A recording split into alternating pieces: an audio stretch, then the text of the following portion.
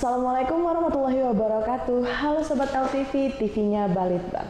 Kembali lagi bersama saya Nanda Kantari dalam program acara LTV yang sangat ditunggu-tunggu oleh pemirsa, yaitu Talk Show LTV. Tentunya kami selalu menyajikan bintang tamu, seorang narasumber yang sangat handal di bidangnya. Dan hari ini kita kedatangan seorang guru PAI yang sekarang sudah menjadi pengawas ahli muda. Kita sambut bersama-sama Mbak Asti Triasih, SSI MPDI. Assalamualaikum Mbak Asti. Assalamualaikum Mbak Nanda. Bagaimana kabarnya? Alhamdulillah baik. Tadi Nanda dengar Mbak Asti kesini direct langsung dari Sekayu, luar biasa loh. Betul. Macet nggak jalannya? Alhamdulillah untuk pagi ini nggak macet. Pagi ini nggak macet ya? Biasanya sering macet ya. Luar biasa loh, dari Sekayu langsung. Tadi kira-kira berapa jam Mbak? Ke LTV? Lebih dari 3 jam Mbak. Lebih dari 3 jam.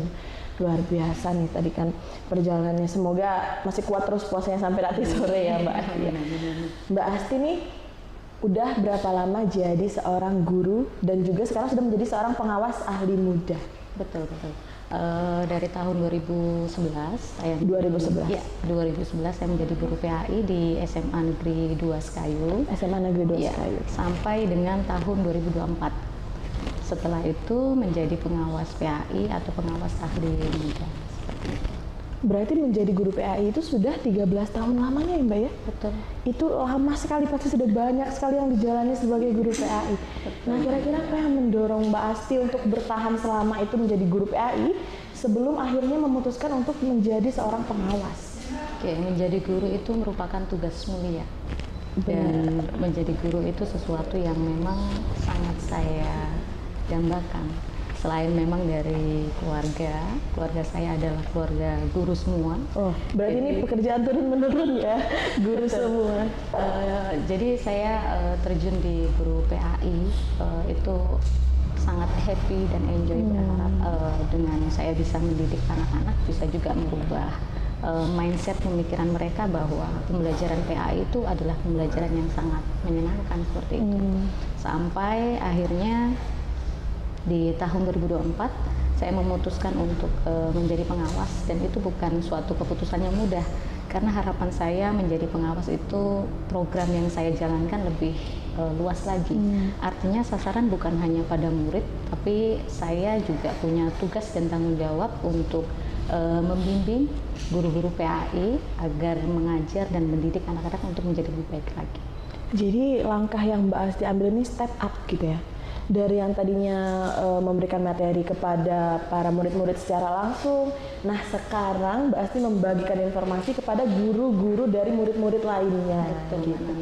Nah Mbak Asti, kalau pengalaman Nanda nih, pengalaman Nanda yang dulunya mungkin bisa dibilang sekolahnya di sekolah negeri lah gitu kan.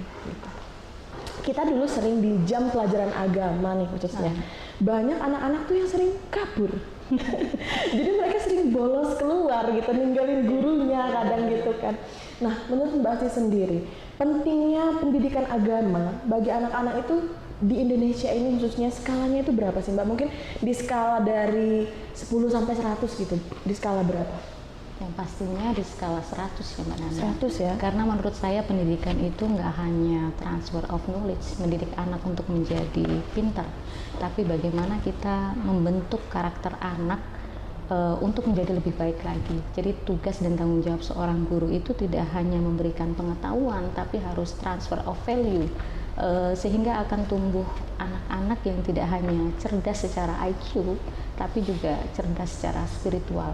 Dan seperti yang Mbak Nanda ungkapkan tadi, dulu mungkin pembelajaran PAI itu tidak begitu menyenangkan. Iya. Ya, karena mungkin guru yang hadir itu yang diceritakan hanya neraka dan surga gitu. Dan sekarang guru-guru PAI mengalami banyak peningkatan seiring berkembangnya zaman dan teknologi. Banyak guru-guru PAI yang sudah banyak berubah. Artinya apa? Kita pengen merubah mindset bahwa pembelajaran agama itu bisa loh diajarkan dengan masa anak-anak yang sekarang dengan menggunakan apa? Model-model pembelajaran yang kekinian dan menggunakan IT. Insya Allah tidak ada lagi tuh anak-anak yang kabur dari kelasnya. Nggak ada lagi ya, insya Allah. Nah kalau untuk pengalaman sendiri ini masih Tadi mungkin kan Mbak Asti sudah menyampaikan insya Allah tidak ada lagi, tapi seiring dari 13 tahun yang sudah Mbak Asti jalan itu kan lama sekali tuh. Dari 2011 sampai dengan sekarang 2024 mungkin sudah melewati beberapa gen itu kan, ada Gen Z segala macam. Nah, ada nggak pengalaman unik yang terjadi ketika mengajar gitu Mbak Asti? Pengalaman unik banyak gitu ya. Banyak ya. Meskipun saya di sekolah unggulan di Sekayu di Kabupaten Musi Banyuasin, yang anak-anaknya masuk ke sekolah itu melalui tes. Ya, jadi mungkin kalau kita presentasikan banyak anak-anak yang pinter gitu ya. Berprestasi gitu ya. Betul. Tapi ada juga anak-anak yang punya kebiasaan unik gitu. Di saat pembelajaran yang mungkin tidak menyenangkan, dia kabur tuh. Oh, ada juga masih. Dan biasanya itu pada materi-materi Al-Quran, misalkan menghafal dan lain-lain. Tapi itu tidak membuat saya menyerah, karena ada upaya guru yang dilakukan berupa pendekatan, sehingga membuat anak itu lebih ngerasa bahwa pembelajaran yang terutama menghafal ayat-ayat Al-Quran itu tidak sebagai suatu momok yang menakutkan, tapi sesuatu yang lebih menyenangkan. Pastinya ada trik yang saya lakukan. Pertama adalah melakukan pendekatan kepada anak tersebut dan memberikan keluasaan anak untuk memilih kira-kira apa sih hafalan yang pengen kamu setorkan gitu ya, sehingga tidak membuat ini kayaknya sesuatu yang nggak nyenengin nih, jadi harus kabur. Dengan kayak gitu anak-anak jadinya timbulnya nggak lagi tuh meninggalkan kelas atau kabur di kelas gitu, lebih nyenengin. Dan terbukti anak yang dulu kabur di dalam kelas gitu, kabur dari kelasnya, sekarang sudah jadi anak-anak yang hebat. Artinya kita punya mindset bahwa tidak ada anak yang sebenarnya bodoh, tidak ada anak yang sebenarnya malas. Tapi bagaimana seorang guru bisa menjadi guru yang profesional dengan mengelola model pembelajaran yang ada. Meskipun satu model misalkan yang digunakan itu tidak baik, guru harus berpikir nih, apa yang harus saya lakukan lagi, apa yang harus saya lakukan lagi, sehingga pembelajaran PAI seperti yang saya katakan di awal, sesuatu yang sangat menyenangkan dan enjoy dan tidak membuat beban bagi anak-anak.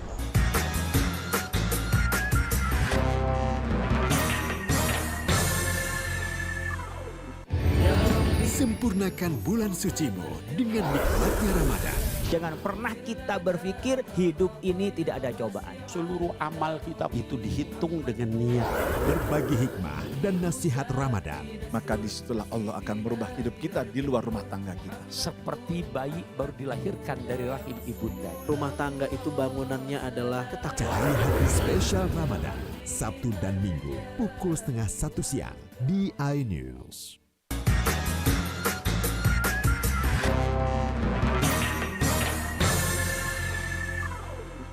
Luar biasa ya Mas ya. Nanda dengernya di terenyuh loh, kayak kalau semua guru kayak gini pasti mungkin semua murid itu nggak ada yang kabur dari kelas, nggak ada yang bosan belajar.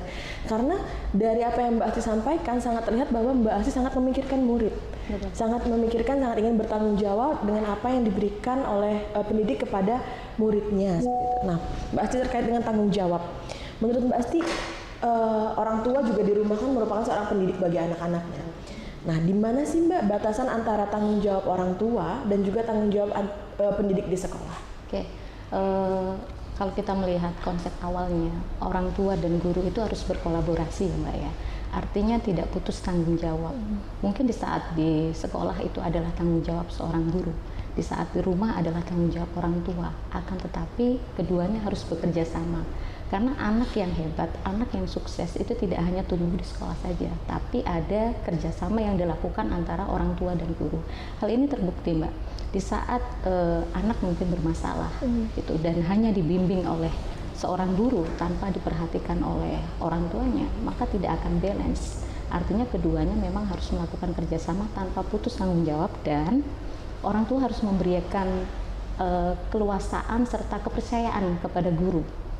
Sehingga tidak ada kasus nih orang tua menyalahkan gurunya atau begitu sebaliknya. Jadi anak itu ngerasa di rumah nyaman, di sekolah juga nyaman. Di saat kondisi anak nyaman, dalam sekolah pun anak akan senang gitu tanpa beban bersekolah gitu. Tentu untuk menjadi seorang guru yang seperti Mbak Asti sekarang ini tuh mungkin karena dilandasi dari kesukaan untuk memberikan ilmu, belum lagi dari background keluarga yang memang semuanya pengajar. Jadi terlihat ketulusannya itu sangat terlihat loh Mbak Asti, luar biasa. Nah Mbak Asti, untuk mengajar kan tadi Mbak Asti udah banyak nih mention ke Nanda bahwa kalau misalnya ada anak yang nakal, bukan nakal ya kita sebutnya, mungkin sedang bosan atau sedang merasa tidak nyaman di sekolah, Mbak Asti selalu mengupayakan untuk memberikan pengajaran dalam bentuk lain atau metode lain. Nah berarti kan Mbak Asti sudah banyak menciptakan inovasi-inovasi nih selama mengajar. Nah boleh nggak dibagi ke Sobat LTV ini Mbak Asti, inovasi-inovasi apa sih yang sudah Mbak Asti cetuskan, Mbak Asti buat agar mungkin sebagian pemirsa dari LTV bisa mencontoh inovasi-inovasi tersebut? Baik, selama 13 tahun ya 13 tahun mengajar itu pasti banyak pengalaman dan cerita yang saya alami. Asam garamnya udah banyak banget ya. Artinya tidak tumbuh begitu saja ngajar PAI itu menyenangkan. Mungkin dari awal pun ngajar kayaknya PAI itu membosankan karena stigmanya pasti belajar agama itu hanya ceramah saja gitu. Dari situ saya belajar bahwa bagaimana pembelajaran PAI itu bisa menyenangkan kayak pembelajaran yang lain. Kalau pembelajaran yang lain bisa main game, bisa datang ke lab dan lain-lain. Kenapa pelajaran PAI kok nggak bisa juga seperti itu? Saya punya ide untuk membuat pembelajaran yang menyenangkan dan sudah tertulis di buku. Bukunya judulnya KIK, buku kreatif, inovatif dan kekinian. Di situ menceritakan tentang model-model pembelajaran yang saya lakukan. Di antaranya adalah saya melihat bahwa anak-anak itu susah dalam menghafal ayat. Saya membuat model puzzle ayat, di mana di situ bukan masalah ayat dibuat puzzle, tapi bagaimana kita membuat pembelajaran menghafal itu, ya, keterampilan menghafal itu tidak menyusahkan bagi anak. Jadi kita buat puzzle ayat dari kardus gitu ya, yang pastinya bahannya adalah bahan yang suci. Di situ dimainin sama anak-anak, makanya saya berikan nama puzzle ayat. Dan banyak lagi yang saya lakukan sampai akhirnya saya memutuskan untuk membuat Google Site. Google Site? Ya, Google Site itu yang di dalamnya berisi tentang model-model pembelajaran yang bisa diakses oleh guru-guru PAI. Jadi selain puzzle ayat, banyak lagi pembelajaran-pembelajaran yang bisa dilakukan oleh anak-anak. Misalkan monopoli, permainan monopoli itu kan kalau dimainin sama anak-anak kayaknya ya gitu-gitu saja. Tapi bagaimana saya membuat permainan monopoli bisa dimainkan di saat pembelajaran PAI, misalkan dalam pembelajaran sejarah, dan terbukti anak SMA pun ternyata senang juga bermain game. Dari bermain itu ada value yang mereka dapatkan. Pembelajaran meskipun tidak didapatkan banyak 100%, tapi anak-anak ngerasa nyaman dengan pembelajaran PAI dan bisa menerima materi yang disampaikan oleh guru. Sampai di level monopoli, game monopoli itu nggak pernah kebayang sih gimana belajar agama Islam dengan metode monopoli. Luar biasa Mbak Asti. Itu berdampaknya sangat positif ya ke anak-anak? Sangat positif, meskipun ya kita lihat anak-anak itu kan beraneka ragam dengan gaya belajar yang berbeda-beda. Anak yang mungkin dengan gaya belajar visual, kinestetik, audio, inilah peran sebagai seorang guru yang bisa memberikan murid sesuai dengan kebutuhannya. Jadi ada beberapa asesmen yang mungkin bisa dilakukan oleh guru untuk melihat kira-kira di saat saya mengajarkan materi tentang sejarah peradaban Islam nih, kira-kira apa yang tepat untuk dilakukan. Tidak hanya mungkin menayangkan PPT saja, PowerPoint saja, tapi kita juga harus peka nih, harus punya kompetensi. Ternyata anak-anak juga punya gaya belajar yang berbeda yang harus juga kita fasilitasi. Dan itu mungkin menjadi salah satu daya tarik tersendiri bagi anak-anak yang menyukainya, yang cocok dengan hal itu. Nah, terkait dengan inovasi-inovasi tadi yang sudah Mbak Asti bikin, Nanda mendengar bahwa katanya dari inovasi-inovasi tersebut Mbak Asti sudah mendapatkan beberapa penghargaan. Mulai dari tahun 2023 dan ada juga yang di tahun 2024. Di tahun 2023 Mbak Asti sudah terpilih menjadi ASN terbaik ya, dan berprestasi untuk skala di Kementerian Agama Guru PAI. Kemudian dari situ ke 2024 Mbak Asti maju mewakili Kementerian Agama. Ini luar biasa loh. Bukan lagi mewakili sekolah, bukan lagi mewakili provinsi, tapi mewakili Kementerian Agama ya Mbak Asti ya.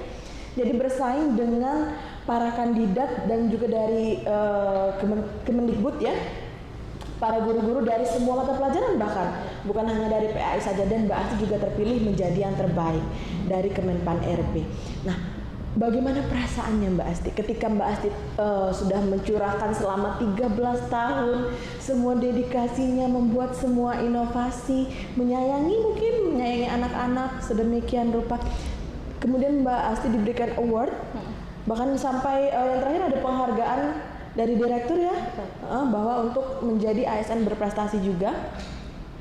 Bagaimana yang Mbak Asti rasakan? Apakah kayak lega, akhirnya semua perjuangan saya selama ini terbayarkan? Bagaimana yang dirasakan Mbak Asti?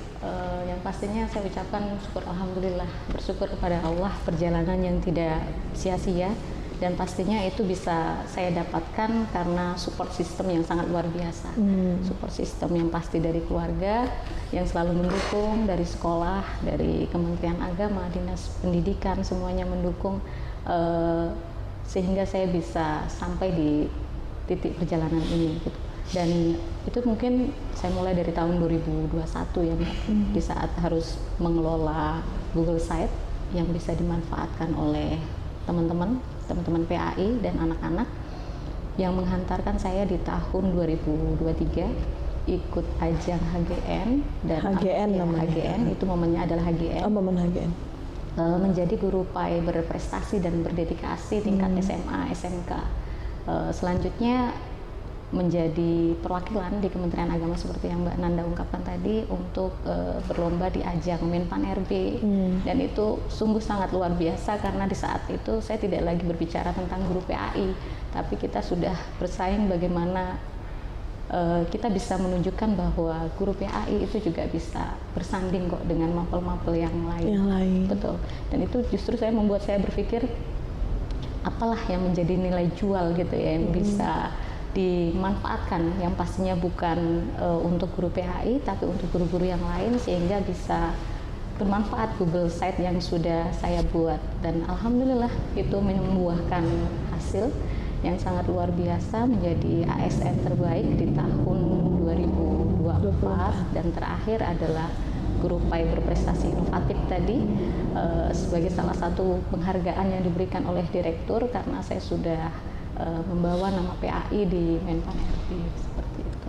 Luar biasa, pasti ada kebanggaan dan kebahagiaan tersendiri ya Mbak Asti ya, karena bisa dibilang Mbak Asti sudah berhasil membawa image dari guru pendidikan agama Islam yang tadinya mungkin hanya ceramah saja di kelas tentang surga dan neraka, tapi nggak seperti itu lagi sekarang. Sudah benar-benar menyesuaikan dengan zaman, mengikuti perkembangan anak murid, dan sudah banyak metode seperti yang Mbak Asti sudah tuliskan di buku maupun dimasukkan ke dalam Google Site. Google Site-nya masih continue Mbak kita? Masih continue. Masih itu continue. seperti yang saya ungkapkan di awal, bahwa menjadi pengawas bukan untuk membuat kita berleha-leha, tapi bagaimana saya bisa berkolaborasi dengan guru-guru PAI yang cakupannya mungkin bukan hanya di Musi Banyuasin, tapi bisa diakses di Provinsi Sumatera Selatan bahkan lebih gitu ya. Di situ diisi beberapa item, di antaranya adalah tentang modul ajar, bahan-bahan materi, dan yang kekinian adalah tentang moderasi beragama, serta proyek profil pelajar Pancasila. Dan sekarang yang lagi saya kerjakan, bagaimana kita bisa mengintegrasi mapel PAI dengan pendekatan deep learning dan integrasi moderasi beragama dalam pembelajaran PAI. Karena saya lihat di lapangan bahwa banyak teman-teman PAI yang mungkin hanya tahu nilai moderasi beragama itu ya hanya 9 itu saja, tapi bagaimana kita bisa mengintegrasi moderasi beragama yang bukan hanya tertulis di modul ajar, tapi bisa terrealisasi dalam pembelajaran yang ada di kelas. Luar biasa. Jadi walaupun sekarang sudah menjadi seorang pengawas ahli muda, tapi tidak menyurutkan semangat Mbak Asti untuk tetap mengembangkan Google Site-nya agar dapat berguna bagi guru-guru lainnya. Betul. Ini kalau saya yang jadi muridnya Mbak Asti ini merasa kehilangan nih. Gurunya udah nggak ngajar lagi, udah sibuk jadi pengawas ya. Tapi tetap semua ilmu Mbak Asti kan disalurkan lagi kepada guru-guru PAI di Musi Banyuasin ya. Nah Mbak Asti, mungkin untuk yang terakhir nih Mbak Asti, mungkin Mbak Asti bisa menyampaikan satu patah atau dua patah kata, bebas Mbak Asti mau sampaikan apa aja, mungkin boleh untuk murid, boleh untuk guru-guru yang di bawah supervisi Mbak Asti, boleh langsung disampaikan saja. Baik, terima kasih. Untuk teman-teman GPAI seluruhnya, baik yang di Provinsi Sumatera Selatan maupun di Indonesia, jadikan diri kita untuk lebih profesional, pantaskan diri kita untuk menjadi guru, sehingga kita menjadi guru yang selalu dirindukan oleh murid-murid kita. Oke, luar biasa. Terima kasih Mbak Asti untuk waktunya. Sudah jauh-jauh dari Sekayu datang ke LTV untuk membagikan kehangatan untuk semua guru di Indonesia. Kita harus, seperti yang Mbak Asti katakan tadi, menjadi guru yang dirindukan oleh muridnya. Tuh. Baiklah pemirsa LTV, itu dia saja talk show LTV di episode kali ini.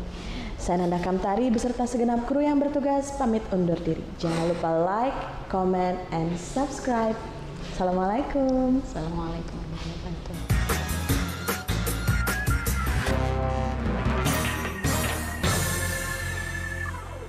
Menelusuri keindahan Islam dengan pendekatan Quran. Para malaikat bertanya, apakah engkau menciptakan satu makhluk yang nantinya akan saling menumpahkan darah satu sama lain? Bukankah telah aku katakan kepadamu bahwa aku mengetahui rahasia langit dan Dengan akal dan hawa nafsu yang kamu miliki, mau lebih mulia daripada malaikat atau lebih hina Ramadan Story selama Ramadan pukul 3:30 pagi di iNews.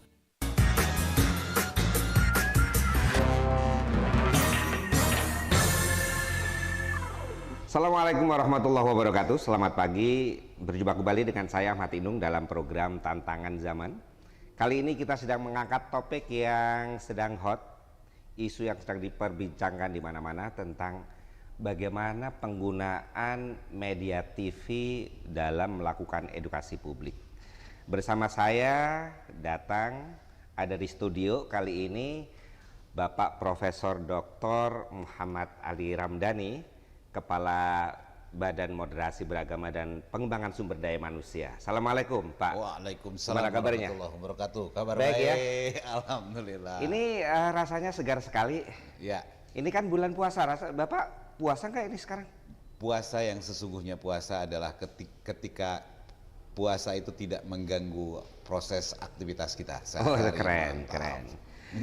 Jadi ini kita sekarang sedang membincang tentang penggunaan media TV terutama untuk melakukan edukasi publik. Bapak sebagai Kepala Badan Moderasi Beragama dan Pengembangan Sumber Daya Manusia Kementerian Agama, bagaimana sih pendapat Bapak tentang masalah ini?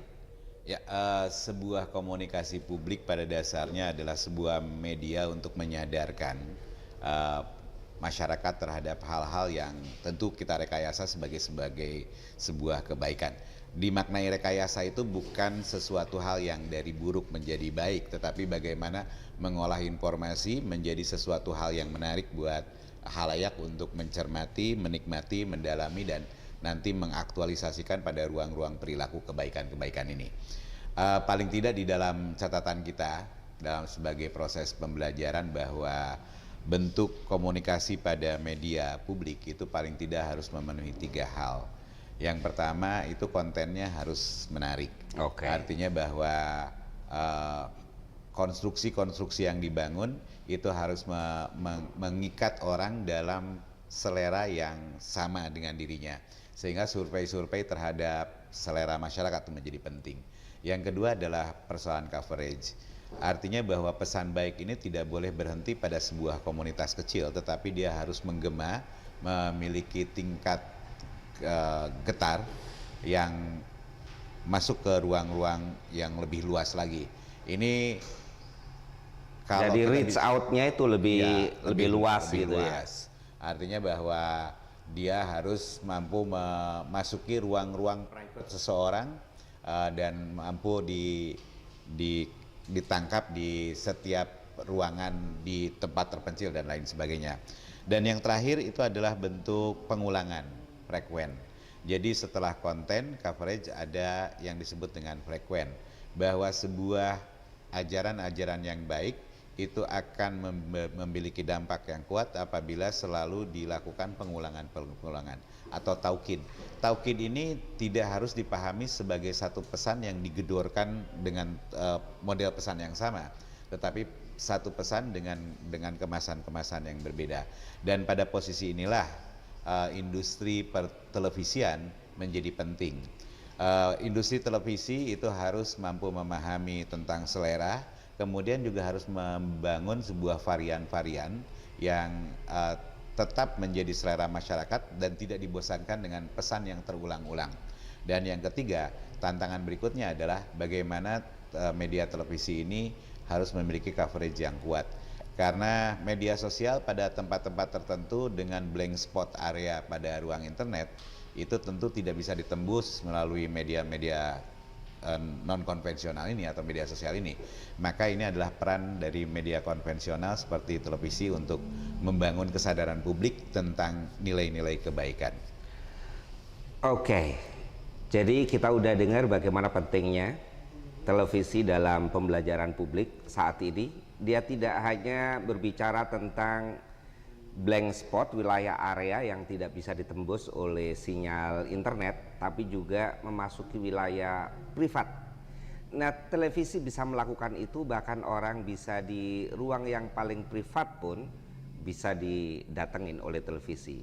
Kalau kemudian program pembelajaran itu kontennya menarik dan kemudian dia memiliki coverage area yang sangat luas, kemudian memiliki pengulangan atau frekuen yang terus berulang, maka teknologi televisi akan memberi manfaat yang luar biasa bagi pendidikan.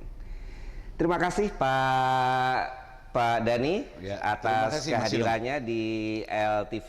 Ini adalah satu-satunya studio TV yang dimiliki oleh Balai Diklat Palembang. Namanya adalah LTV, Learning TV. Learning TV. Terima kasih. Sampai jumpa di program Tantangan Zaman berikutnya. Saya Ahmad Hamdi, mohon pamit. Assalamualaikum warahmatullahi wabarakatuh. Assalamualaikum warahmatullahi wabarakatuh.